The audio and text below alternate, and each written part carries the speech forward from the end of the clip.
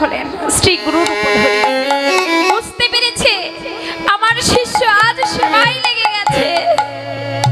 আনন্দে আত্মহারা হয়ে দুয়ারের সামনে দাঁড়িয়ে বলছে, নারা শুনলাম তুই নাকি আজকে গোবিন্দের সেবায় লেগে গেছিস। নরা রে, আমার শিষ্য হয়ে তুই যা পারলি আমি তা পারি নাই। ও নরা, তোর কাছে নিবেদন করে বলে রাখি, একবার আয়াই নরা,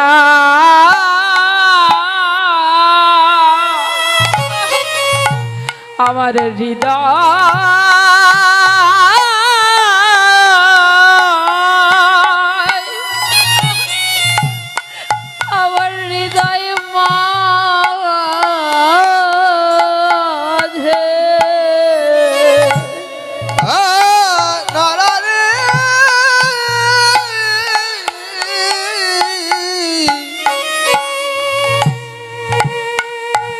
একবার আয়া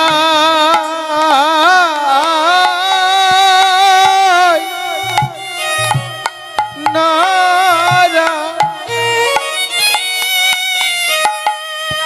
ওই আমার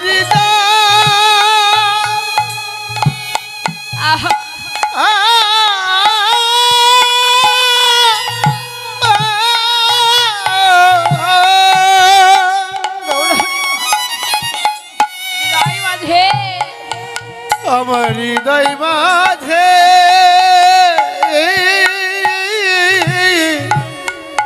নরা রে, ওই আমার তাপিত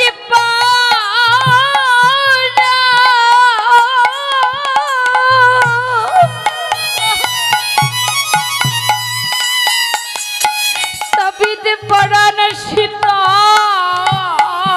করে একবার আয়াই নরা,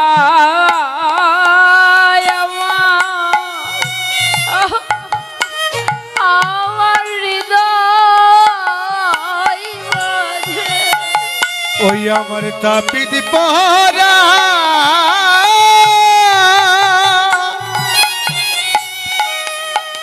ওই আমার তাপিত পরা,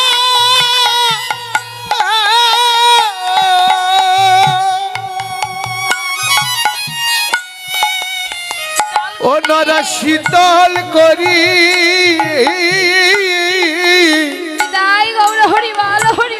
একবার আয়া নরা, ওই আমার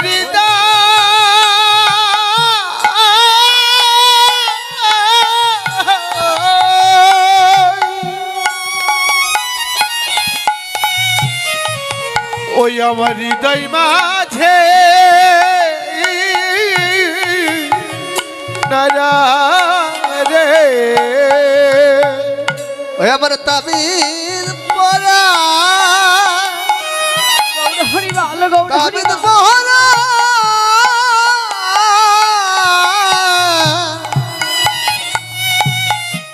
পরন শীতল করি,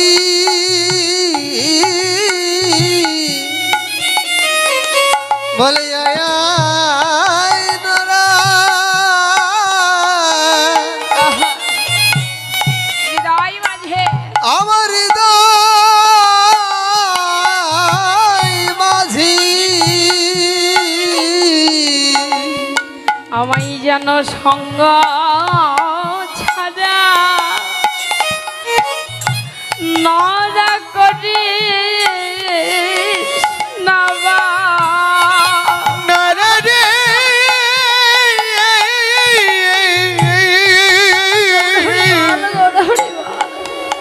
যেন আমায় তোর সঙ্গ ছাড়া ওই আমায় করি,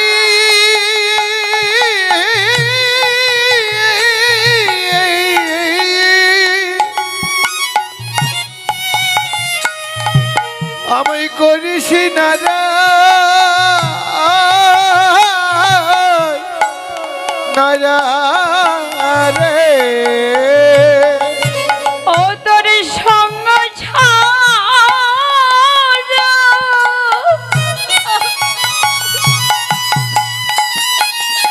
সঙ্গ ছাড়া কিছু চাই না,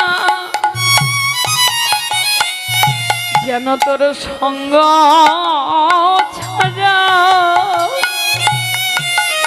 নাড়া করে নাবা। ও তোর সঙ্গ ছাড়া সঙ্গ ছাড়া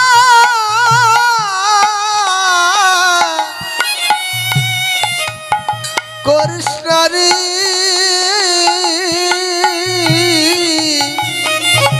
তোরা তোর সঙ্গ ছাড়া আমায় করিস নারী ও তোর সঙ্গ ছাড়া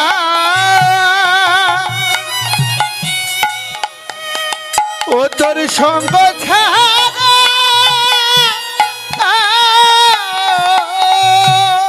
বিদায় গৌর হরিবাল হরিবাল।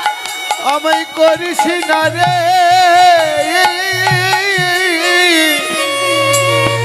নরা তোর সঙ্গ বড় সঙ্গ বড় ভালো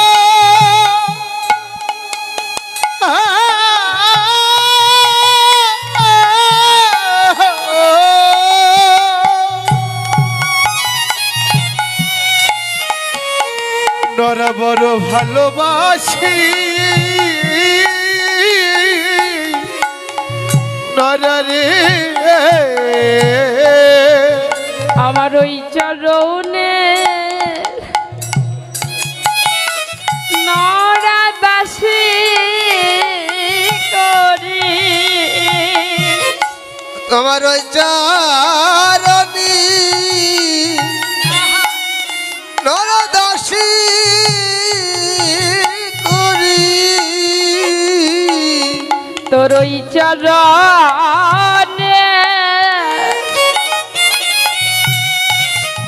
নরা দাস করি নরা গৌর হরিবাল গৌর হরিবাল।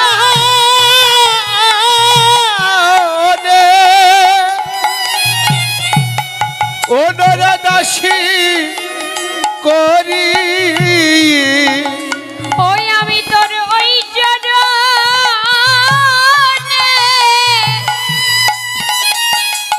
কিছু চাই না নরা। তোমার ওই চরণী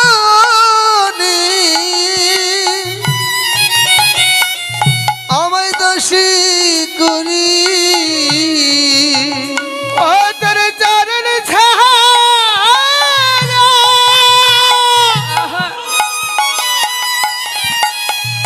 আমি কিছু চাই না রে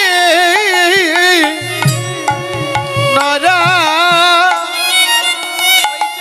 তোর ওই চরণে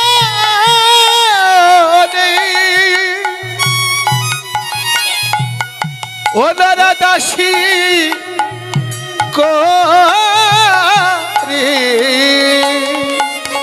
তোমার ওই চরণে আমায় দাস করে রেখো নরা তোমার ওই চরণে আহা আমায় দোষী রেখো ও তোমার ওই চরণ ছাড়া আমায় করো না হে ওই চরণের দাসী করো। চরণ ছাড়া করো না রে ওই চরণে দাসী রেখো ওই চরণ ছাড়া করো না রে নরা তোমার ওই চরণে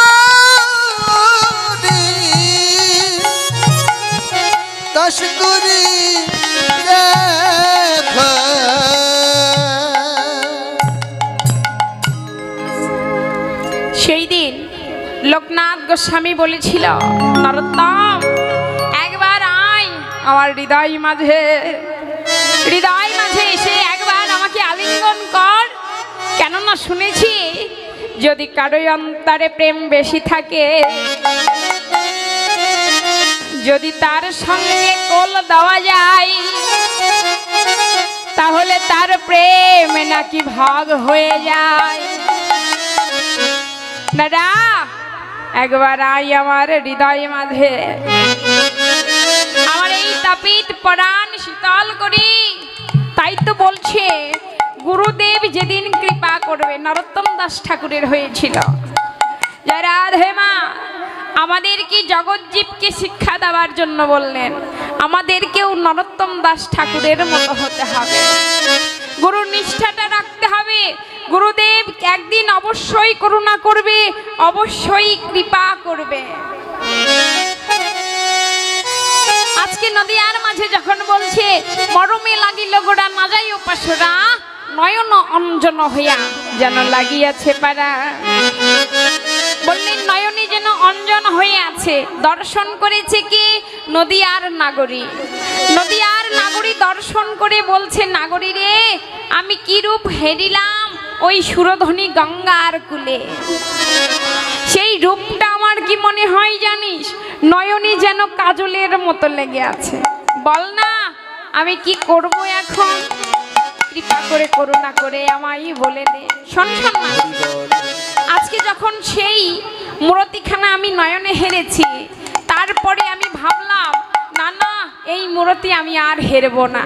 তখন আমি কি করেছি জানি, এই নবদ্বীপের মাঝে ওরে জলের রবি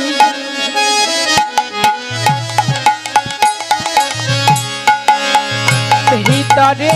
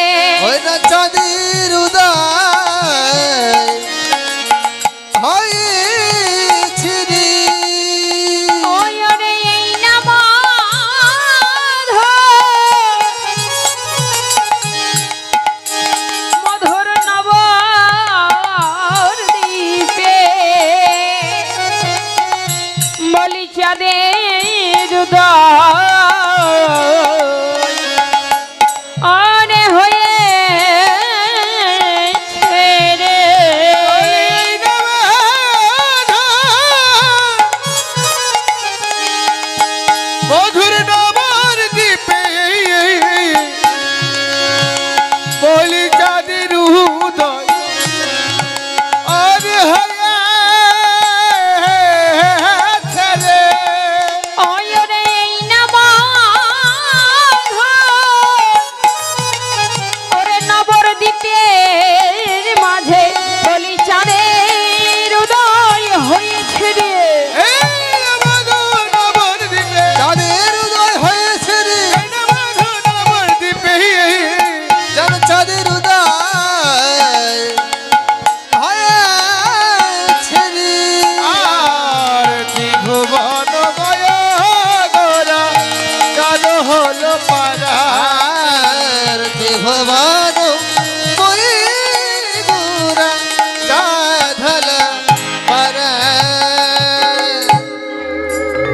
নাগরী আরেক নাগরীকে বলছে, নাগরী রে, যখন আমার ওই মূরতিখানা আমার নয়নে অঞ্জনের মতো লেগে আছে, তখন আমি কি করেছি জানিস? তখন আমি জলের মাঝে ডুব দিয়েছি, সেই সুরধনী গঙ্গার। ডুব দিয়ে কি দেখলাম? জলেরও ভেতরে যদি ডুবে দেখি গোড়া, ত্রিভুবনময় গোড়া, চাঁদ হইল পাড়া। শোন শোন নাগরী, আমি কি দেখলাম জানিস? এই নদিয়ার মাঝে যেন চাঁদের উদয় হয়েছে রে, হয়েছে রে। ও নাগরী, এই জাগতিক জগতের চাঁদ নয়, এই জাগতিক জগতের চাঁদের তো কলঙ্ক আছে, কিন্তু আমার গৌর চাঁদের যে কোনো কলঙ্ক নাই। ও নাগরী, আমার গৌর চাঁদের এত আলোকিত, সেই আলোর কাছে জগতের কোনো আলোই যেন হার মেনে যায়। শোন না নাগরী, জগতে তো একটি চন্দ্রের উদয় হয়, কিন্তু আমার মনে হয় আমি ওখানে হাজার হাজার চন্দ্র নয়নে হেরলাম। নয়নে হেরে আমি প্রাণে ধৈর্য ধরে থাকতে পারছি না। ও নাগরী, বল না, আমি এখন কি করব? কৃপা করে করুণা করে বলে দে, আমি যে আর প্রাণে ধৈর্য ধরে থাকতে পারছি না। আরেক নাগরী শ্রবণ করা মাত্র বলছে, নাগরী, যে মূরতি হেরিবার জন্য, হেরিবার জন্য রাজা হারিয়েছে রাজত্ব, ধনী হারিয়েছে তার ধন সম্পত্তি, কলিনী হারিয়েছে তার জাতিগুলো মান, জাতি কলমায় কত হেরেছে ওই মূরতি হেরেবার জন্য, আর তুই বলছিস ওই মূরতি হেরবি না। ওরে হেরবি না।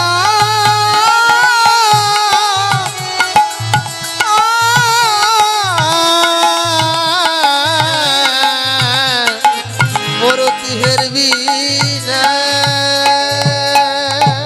নাগরী রে, যে মূরতিখানাকে তুই আজ নয়নে হেরেছি, এই মূরতিকে দর্শন করবার জন্য, সেই সত্য ত্রেতা দাপর যুগ যুগ ধরে মানুষ তপস্যা করে যাচ্ছে, যজ্ঞ করে যাচ্ছে, ধ্যান করে যাচ্ছে, কেন?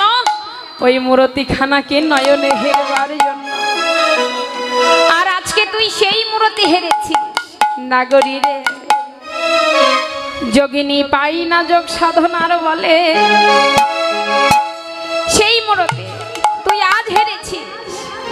এই জগতে যারা কত তপস্যা করছে, শুধু বলছে হে প্রাণনাথ, হে প্রাণেশ্বর, একবার করুণা করে দর্শন দাও। দয়াময়, যদি কি তুমি একবার কৃপা করে আমার কাছে দর্শন দাও, আমি একবার তোমায় আপন করে জড়িয়ে ধরতে চাই। আর কিছু চাই না, শুধু একবার তোমাকে আপন করে জড়িয়ে ধরে আমার যত মনের ব্যথায় আছে তোমার কাছে বলতে চাই। আমাদের বৈষ্ণব পদকর্তা বললেন, নাগরী রে, যার একবার অন্তরে লেগেছে ওই মূরতিখানা, যে একবার নয়নে দর্শন করেছে, ও নাগরী, সে যে আর ঘরে থাকিতে নাগরী পারে না রে। নাগরী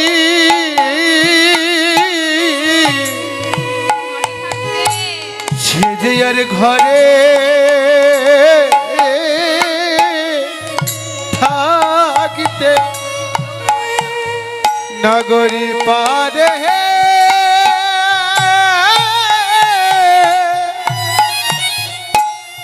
ও নাগরী পারে না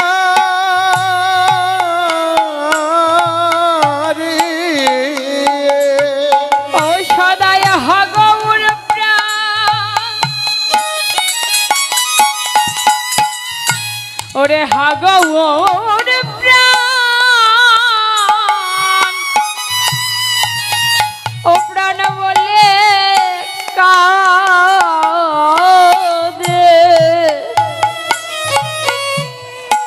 যে আর ঘরে থাকতে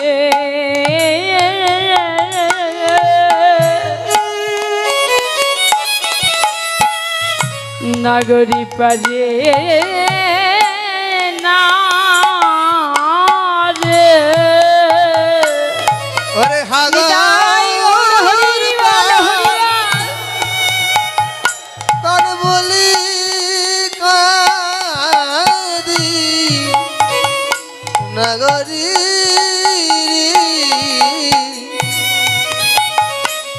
নগরী ঘরে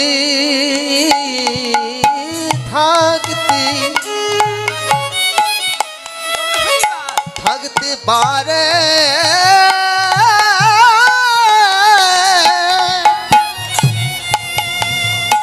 যেন পারে না রে। তার যে ঘরে জানা নাগরি বাহিরে জ্বালা আদার ঘরে জ্বালায়া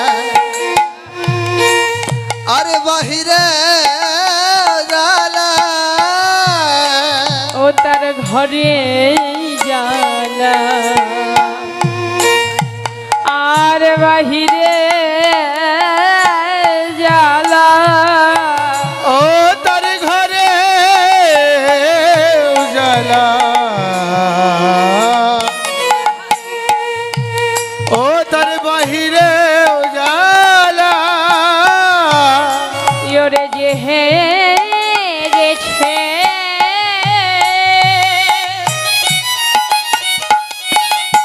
ওই গৌর মুরাতি তার যে ঘরে জ্বালা আর বাহিরে জ্বালা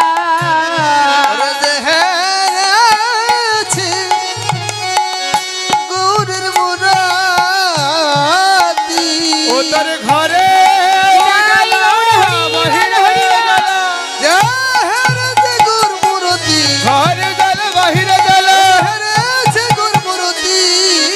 ও তার ঘরে উজালা ও তার বাহিরে উজালা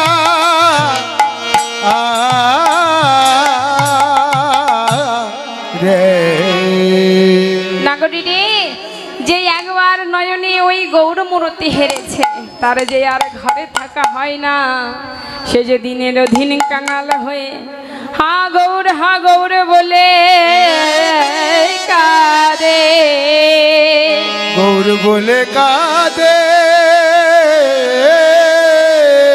ও নাগরী সেই গৌর মূর্তি তুই আজ নয়নে হেরেছিস তা তুই কি করে প্রাণে ধরে ধৈর্য ধরে থাকতে পারবি তোর যে আর প্রাণে ধৈর্য ধরে থাকবার কথা নয় তখন লক্ষ্য করে বলেছে শোন শোন নাগরী সেই গৌর মূর্তি খানায় আমি আর কি দেখলাম জানিস আমাদের বৈষ্ণব পদকর্তা পদের অভিপ্রায় লিপিবদ্ধ করলেন ওরে তেই বলি গোরা রূপ অমিয় পাথার তেই বলি গোরা রূপ অমিয় পাথার আর তেই বলি গোরা রূপ অমিয় পাথার তেই বলি গোরা রূপ অমিয় পাথার রুবিল তরুণীর মন না জানি সাঁতার বলো তরুণীর মন না জানি সাঁতার ডুবিল তরুণীর মন না জানি সাঁতার বলো তরুণীর মন না জানি সাঁতার বললেন তেই বলি গোড়া রূপ অমিয় পাথার ডুবিল তরুণীর মন না জানে সাঁতার গৌর চাঁদকে আজকে যারা নয়নে হেরেছে তারা যেন অমনি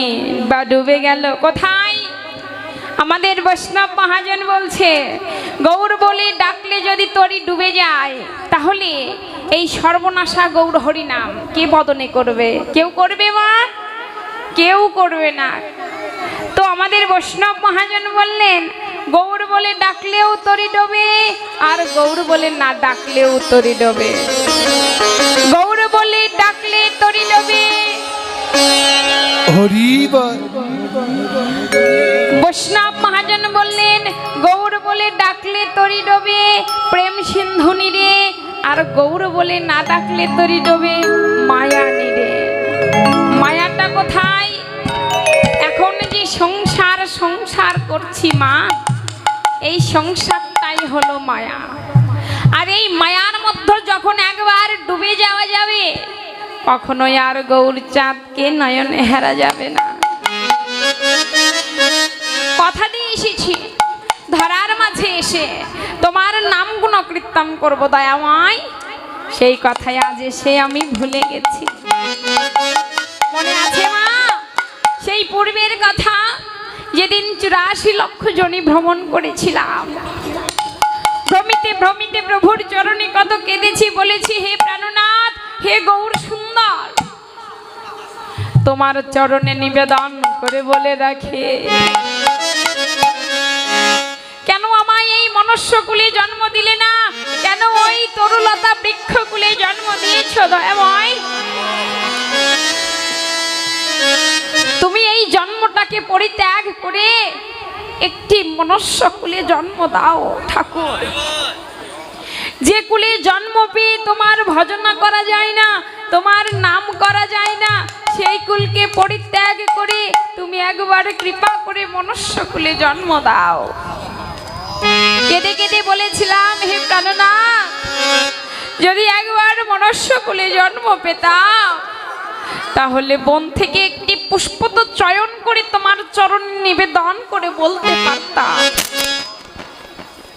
যদি তাও না পারতাম প্রাণনাথ, তাহলে একটি বাতাসা তো নিবেদন করে বলতে পারতাম, প্রভু সেবা করো দয়াময়।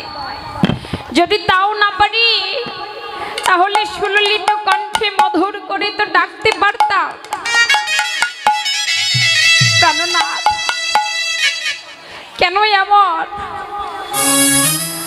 জীব কুলে জন্ম দিলে, কীট তরুলতা কুলে জন্ম দিলে, এই কুলকে পরিত্যাগ করে একটি ভজনযোগ্য জন্ম দাও ঠাকুর। ভগবান ভক্তের নয়নের জল সইতে পারলেন না, সইতে না পেরে এমন সাধনযোগ্য ভজনযোগ্য জন্ম দিয়েছে। কিন্তু বাবা, জন্ম পেয়ে কি লাভ হলো? ভগবান একটি ভজনযোগ্য জন্ম দিয়েছে, দিয়েছে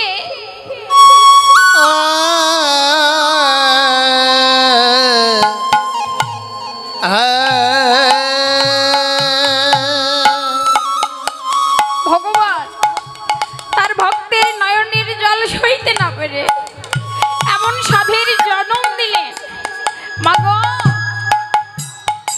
যেদিন ধরার মাঝে অবতীর্ণ হলাম, যেই না মা বলে কেঁদে উঠেছে, সামনে একটি মায়ার পর্দা পড়ে গেল। তাকে ভেদ করে আর সেই গৌর বদন দর্শন হয় না। পেয়েছি সুন্দর একটি জনা, ধরার মাঝে এসেছে, যেতে তো হবে, যাবার সময় কি নিয়ে যাব? একদিন তো ভগবান প্রত্যেকের নাম ধরে ধরে বংশীর ধ্বনি করবে, আর যেদিন বংশীর ধ্বনি করবে বাবা, সেই দিন গাছতলাতেই থাকুন আর 5 তলাতেই থাকুন, সকল